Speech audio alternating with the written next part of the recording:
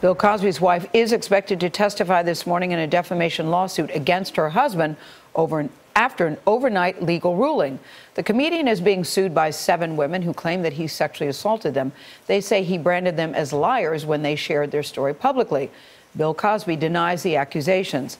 Camille Cosby's lawyers filed an emergency motion to delay the deposition, arguing that she, quote, had no involvement with the facts or allegations underlying this case. But late last night, a judge denied her motion. CBS News legal expert Rikki Klieman prosecuted sex crimes and defended sexual assault suspects in Massachusetts. That's where Camille Cosby has been ordered to testify. Rikki, good morning. Good morning. So what's behind the judge's ruling, do you think? The judge has had enough. There have been motions, counter motions, back and forth, and ultimately what the judge says is this. He says, look, it is time for you to sit, and the time is now today. So what can she testify to, and what can she use the marriage privilege and not testify? It's really interesting in Massachusetts, Charlie. This is a rare state. When we think of a privilege, it's usually in a criminal case where a witness says, I am not going to testify against my spouse. However, in Massachusetts, there's something called the marital conversation disqualification. What does that mean in English? Very simple.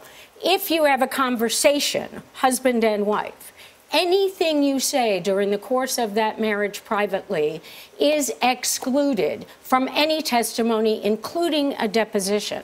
That's a big exclusion. Even though she's a business manager? Doesn't matter. In Massachusetts, despite articles to the contrary, in Massachusetts, business matters if they're still between husband and wife. It's a public policy to protect those conversations. So what do they think they're going to get from Camille Cosby? I think they think they're going to get plenty.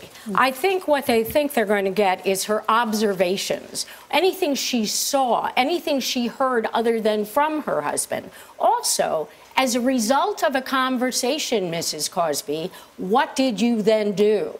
Did she ever write a check? Can't she just say, I don't recall? Of course she could say, I don't recall, if she doesn't recall. So what happens here is we're going to be like in congressional testimony when someone takes the fifth over and over and over again. What happens here is a question is put to her. Then she says, according to the lawyer, she is about to speak, and the lawyer says, do not answer the question.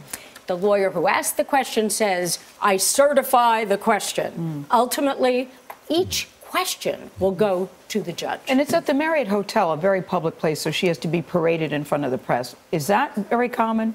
Not common at all, and a bit unseemly, but that's where it's going. All right, Rikki Klieman, good to see you. Thank you so much. Nice to see you.